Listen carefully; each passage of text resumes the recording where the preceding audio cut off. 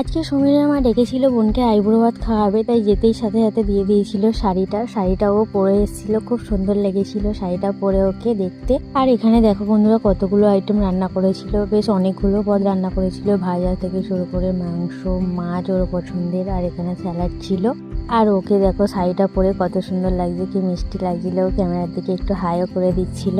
তারপর ও বসে গেছিল ওখানে, ওর প্লেটটা সুন্দর করে সাজিয়ে দিয়েছিলাম আমি আর দিদি মিলে। তারপর ও এখানে খেতে বসে গেছিল, তখন সমীরের মা আশীর্বাদ করে নিচ্ছিল। আর এদিকে বোনের বিয়ে হচ্ছে, তোমরা সবাই হয়তো বলবে যে বোনের বিয়ে আগে হচ্ছে, তুমি বিয়ে কেন করোনি। আর বড় হলে অনেক দায়িত্ব থাকে বন্ধুরা, সেগুলো পালন করতে সত্যি সময় লাগে। যেরকম একদিক দিয়ে খুশি হয় সেরকম কষ্ট হয়, ছোট থেকে সবসময় একসাথে বড় হয়ে ওঠা, তারপরে একা করে দিয়ে একজন চলে যাওয়া, এগুলো সত্যি খুব কষ্টের ব্যাপার। তো যাই হোক, এখানে সমীরের দিদিও আশীর্বাদ করে নিচ্ছিল, যেহেতু দিদি বড়। তারপর ও এখানে আশীর্বাদ করে নেওয়া হয়ে গেলে ও ওখানে খাওয়া শুরু করে দিয়েছিল। আমরা যেহেতু চলে যাব গ্রামের বাড়িতে, সেই জন্য কয়েকদিন আগেই ওকে আইবুড়ো ভাতটা খাইয়ে দিয়েছিল।